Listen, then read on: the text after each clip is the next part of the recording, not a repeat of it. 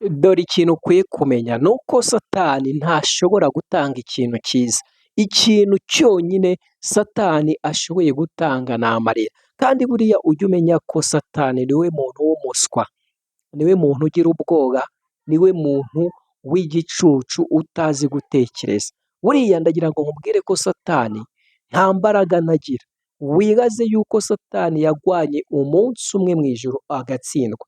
Ariko usanga twebwe tugeragezwa tukagwana umwaka, turi mu kigeragezo tukakibamo imyaka 5, tukakibamo imyaka 10, ariko impamvu dutsinda ni uko tuba dufite Yesu, ni uko tuba dufite imbaraga z'Umwuka Wera. Rero nawe ndagira ngo nkubwire ngo Satani ni umugome, ukwiye kumenya ko igihe cyose umuhaye inzira ashobora kwangiza ibyawe. Ntatinya, arahubuka, arasuzugura, ariyemera. Ibyo ni byo biranga Satani. Rero dusomye igitabo cy'Abami ba kabiri igice 6 ku murongo wa 24, harimo inkuru ivuga ukuntu umwami Benihadadi yagiye kuzenguruka umugwa w'i Samariya agira ngo ahateze inzara. Inzara irabica bigera ku rwego ababyeyi batangira kurya abana babo, batangira kugura amahurunguru y'inuma.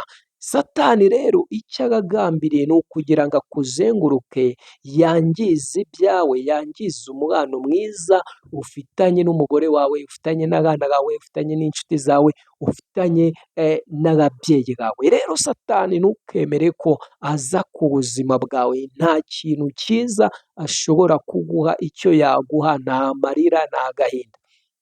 Ariko ufite Imana uba ufite byose. Ibintu biranga abantu bafite Imana buzura Umwuka Wera, bahora bishimye n'iyo bahuye n'ibibazo, n'iyo bahuye n'amakuba, bahora bishimye. Inama naguha, izere Imana.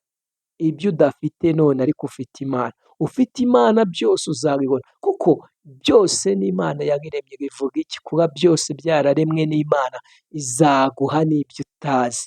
N'ibyo utazi izabiguha bitewe yuko wasenze Imana, urizera ijambo ry'Imana rirarema. Rero kugira ngo ujye wumva ibiganiro byacu dufatikanye dusenge, manza ukore subscribe, sibyo?